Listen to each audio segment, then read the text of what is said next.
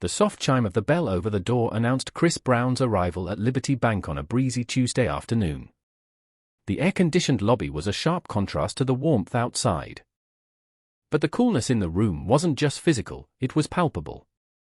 Customers sat quietly, filling out forms or waiting their turn. The sterile scent of paperwork and freshly printed money lingering in the air.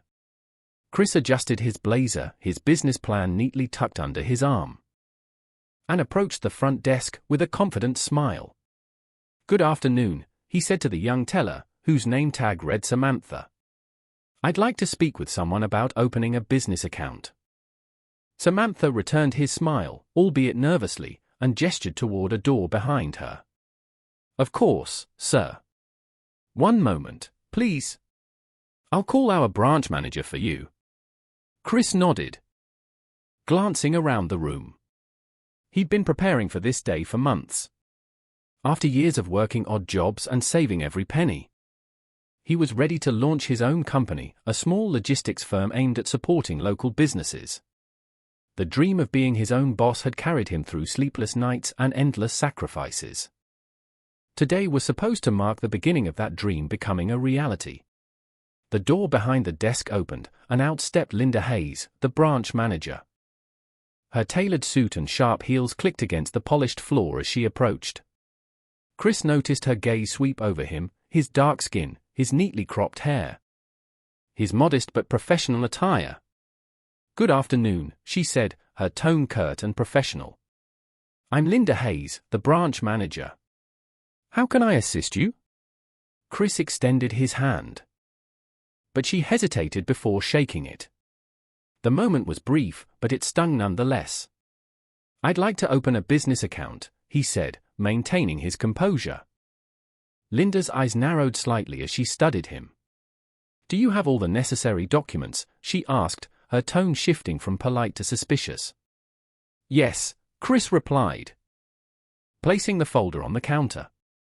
"Here's my business plan, proof of address, identification, and initial deposit." Linda flipped through the documents, her lips pursed. After a few moments, she closed the folder and looked up, her expression unreadable. "I'm sorry, Mr. Brown, but I don't think we can proceed with this." Chris frowned. "I don't understand. Is there an issue with my paperwork?" Linda's smile was tight, almost condescending. "It's not just the paperwork. Well, we have certain standards here at Liberty Bank. We prioritize clients who meet those standards, and I'm afraid you don't." The words hung in the air, heavy and sharp. Chris felt a flush of anger rise in his chest, but he forced himself to stay calm. "What standards are you referring to?" he asked evenly. Linda leaned in slightly, lowering her voice but not her arrogance. "Let's be honest, Mr. Brown. People like you don't usually have the means to maintain an account here. Perhaps you should try a community bank or a credit union. They're more suited to your situation." Chris's jaw tightened. "People like me," he repeated, his voice barely above a whisper. Linda's smirk widened, her meaning clear. "You know what I mean," she said, her tone dripping with condescension. "There's no point wasting anyone's time, including yours." The room had gone silent. Other customers shifted uncomfortably in their seats, some casting furtive glances in Chris's direction, while others pretended not to notice. Samantha, the young teller, looked mortified but said nothing. Chris took a deep breath, his fists clenched at his sides. "This is unacceptable," he said, his voice steady despite the anger boiling beneath the surface. "You're making assumptions about me without even giving me a chance." Linda shrugged, unbothered. "I'm sorry you feel that way, but our decision is final. Good day, Mr. Brown." Chris stood there for a moment, his heart pounding.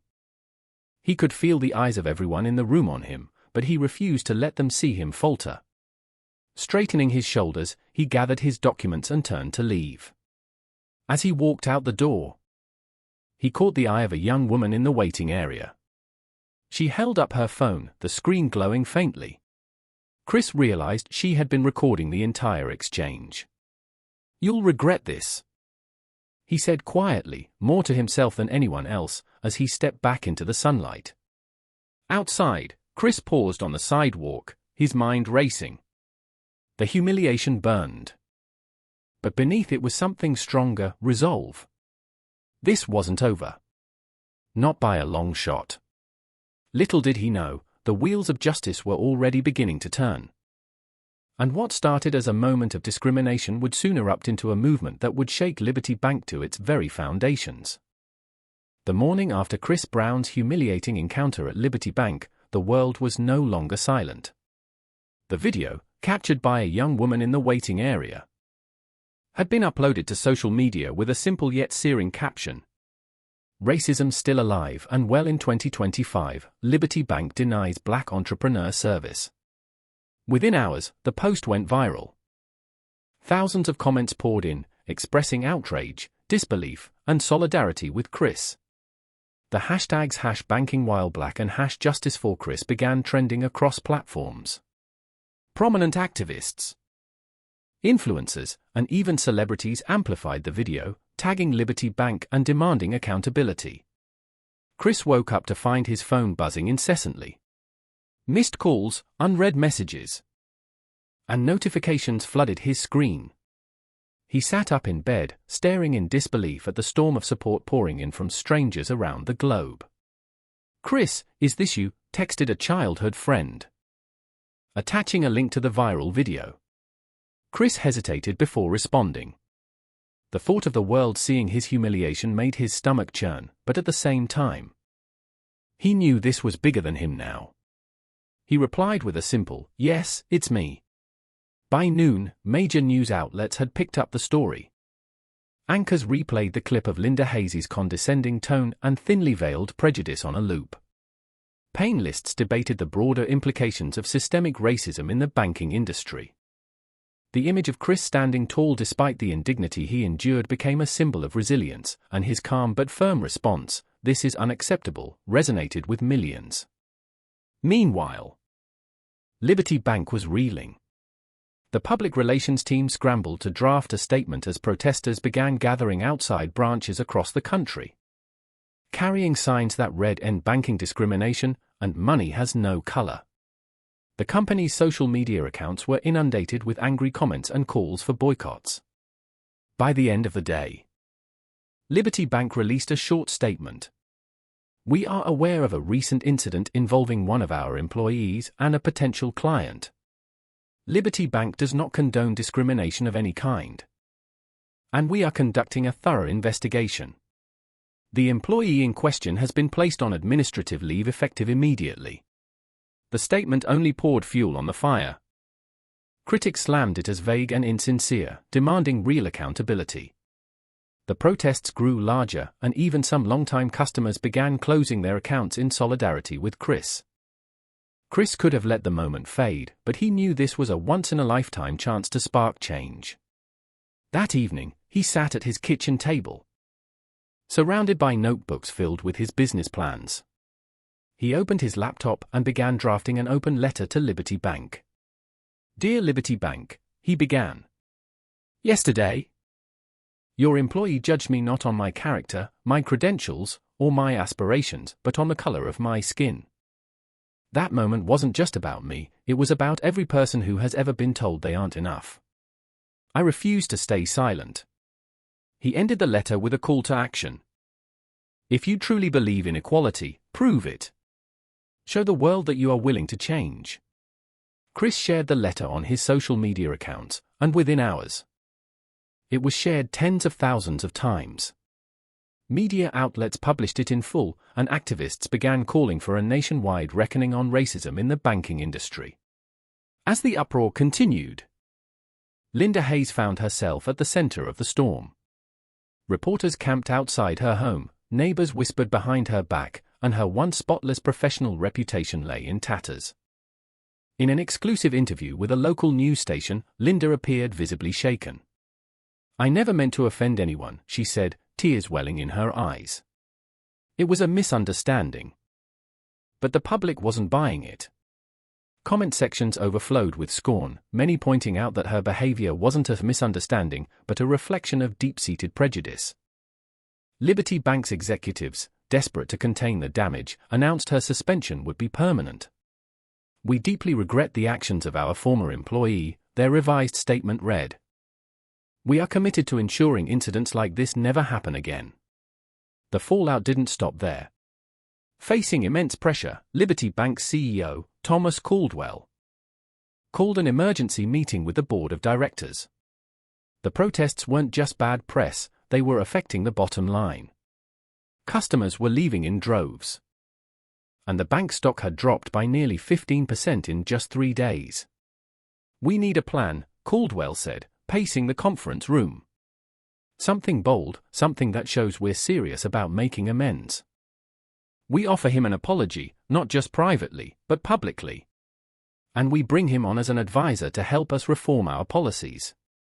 If we're serious about change, we need someone like him to hold us accountable." It was a risky move, but Caldwell knew they had little choice. The next morning, Liberty Bank's PR team drafted an open invitation to Chris, offering to meet with him to discuss how they could make amends. When Chris received the invitation, he was skeptical. The wounds of his experience were still fresh. And the idea of working with the very institution that had humiliated him felt almost absurd. But as he stared at the email, another thought crept into his mind. What if he could use this opportunity to create real change, not just for himself, but for others like him? He responded with a single line, "I'll meet with you. But only if you're serious about listening." The stage was set for a confrontation that would not only determine the future of Liberty Bank but also redefine Chris Brown's legacy. The man who had been dismissed as a poor black nobody was about to prove just how powerful his voice could be. Chris Brown walked into Liberty Bank's corporate headquarters with the same confidence he had carried into the branch weeks ago, but this time, the stakes were far higher. Reporters and cameras lined the entrance, flashing questions and snapping photos as he passed. Dressed in a crisp suit and carrying a notebook filled with ideas, Chris was no longer just an ordinary man seeking a business account. He was the face of a movement, and the weight of that responsibility pressed firmly on his shoulders. Inside the boardroom, Thomas Caldwell, the CEO of Liberty Bank, and a group of executives waited for him. The tension in the air was unmistakable. Caldwell stood to greet Chris, his handshake firm but his eyes uncertain. "Thank you for coming, Mr. Brown," Caldwell began, gesturing for Chris to take a seat. "On behalf of Liberty Bank, I want to personally apologize for the way you were treated. It was unacceptable and completely against our values." Chris nodded but remained silent, his expression neutral. He wasn't here for empty apologies. Caldwell continued. "We invited you here today because we believe you can help us do better. We want to overhaul our policies, retrain our staff, and make Liberty Bank a place where everyone is treated with respect and dignity. But we can't do it alone. We need your input." Chris leaned forward, resting his hands on the table. "I appreciate the apology, Mr. Caldwell, but words aren't enough. If you're serious about change, you need to start by acknowledging the systemic issues within your organization. This wasn't an isolated incident, it's a symptom of a much bigger problem." The executives shifted uncomfortably in their seats, but Caldwell nodded. "You're absolutely right. That's why we want you to be a part of the solution. We'd like to bring you on as a strategic advisor to help guide us through this process. You'll have full access to our policies, training programs, and leadership teams. And we'll take every recommendation you make seriously." Chris studied the room, his mind racing. The offer was tempting, but he needed more than just a title. He needed guarantees. "I'll consider your offer," he said finally, "but on 2 conditions. First, the changes we implement need to be transparent. The public has a right to see what steps you're taking and hold you accountable. Second, I want to see a commitment to the communities you've overlooked for so long. That means investing in underprivileged neighborhoods, providing financial education programs, and offering equal opportunities to everyone, regardless of their background." Caldwell didn't hesitate. "You have my word. We'll do whatever it takes." Chris's involvement with Liberty Bank began immediately. Over the next few months, he worked closely with the bank's leadership team to identify key areas for improvement. The first step was revising the bank's training programs. Chris pushed for mandatory diversity and inclusion workshops for all employees, from tellers to executives. The sessions were led by experts and included role-playing exercises designed to help employees recognize and confront their biases. Next came policy changes. Chris recommended simplifying the account application process to make it more accessible to individuals from all socio-economic backgrounds. He also advocated for the creation of a fund to support minority-owned businesses, providing them with the resources they needed to succeed. But the most significant change was the launch of a public transparency initiative. Liberty Bank began publishing quarterly reports detailing their progress on diversity and inclusion goals. The reports included metrics on employee training, customer feedback, and community investments, ensuring the bank remained accountable to its promises. As Chris worked alongside the bank, his own life began to change. Media outlets hailed him as a trailblazer, and invitations to speak at conferences and events poured in. He used his growing platform to advocate for financial equity, sharing his story and encouraging others to fight for their rights. One evening, as he reviewed a proposal for a new financial literacy program, his phone buzzed with a notification. It was a message from Thomas Caldwell. "I want to thank you again for everything you've done," the message read. "Your ideas are transforming our bank and our industry. I'm honored to work with you." Chris stared at the message, a wave of emotion washing over him. Just weeks ago, he had been dismissed as a nobody. Now, the same institution that had once rejected him was treating him as an equal, and more importantly, as an agent of change. While Chris thrived, Linda Hayes faced the consequences of her actions. After her public apology fell flat, she struggled to find another job in the banking industry. Her name had become synonymous with discrimination, and no institution wanted to take the risk of hiring her. In a rare interview months later, Linda admitted to her mistakes. "I let my biases cloud my judgment, and I hurt someone who didn't deserve it," she said, tears streaming down her face. "I've lost my career, but I hope my story can serve as a warning to others. We have to do better." Chris's work with Liberty Bank inspired other financial institutions to follow suit. Competitors began implementing similar reforms, and advocacy groups used Chris's story as a rallying cry for broader change. Chris eventually expanded his efforts beyond Liberty Bank, founding an organization dedicated to promoting financial inclusion and fighting discrimination in all sectors. He named it Open Doors Initiative, a tribute to the dream he had walked into Liberty Bank with that fateful day. As the years passed, Chris's impact continued to grow. Liberty Bank became a model of inclusivity, earning back the trust of its customers and the respect of the industry. And Chris Brown, the man who had once been dismissed as not enough, became a symbol of resilience and the power of standing up for what's right. In an interview years later, Chris reflected on his journey. "That day at Liberty Bank was one of the hardest moments of my life," he said. "But it taught me that even in the face of prejudice, we have the power to create change. All it takes is courage and the belief that we deserve better." And with that, Chris smiled, his legacy cemented as a man who turned pain into progress and prejudice into purpose. Years had passed since Chris Brown's harrowing experience at Liberty Bank, and the ripple effects of his resilience and determination had transformed not just the banking industry but society as a whole. What began as a viral moment of injustice had grown into a global movement, one that Chris never could have foreseen on that fateful day. Chris's Open Doors initiative had become a worldwide organization with branches in over 20 countries. Focused on financial literacy, small business development, and advocacy against systemic discrimination, the initiative provided resources and mentorship to marginalized communities. The organization's motto, "Equal Opportunity, Universal Prosperity," resonated with millions. Chris had also become a sought-after speaker, his voice echoing on the stages of international conferences and in the halls of government. His TED Talk, From Denied to Determined, had amassed millions of views, solidifying his role as a thought leader in both financial equity and social justice. And yet, amidst his growing fame, Chris remained grounded. He still lived in the same modest neighborhood, running his tech startup, which had since flourished thanks to the connections and resources he had gained. He had also hired and mentored dozens of young professionals from underprivileged backgrounds, giving them the opportunities he once struggled to find. Under Chris's guidance, Liberty Bank had undergone a complete overhaul.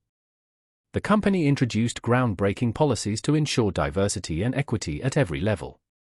The bank's leadership team, once overwhelmingly homogeneous, was now a mosaic of ethnicities, genders, and backgrounds. One of Chris's proudest achievements was the creation of the Opportunity Fund, a multimillion-dollar program offering grants and low-interest loans to minority-owned businesses. Over 15,000 entrepreneurs had already benefited from the fund, many of whom credited the program with saving their businesses during tough economic times.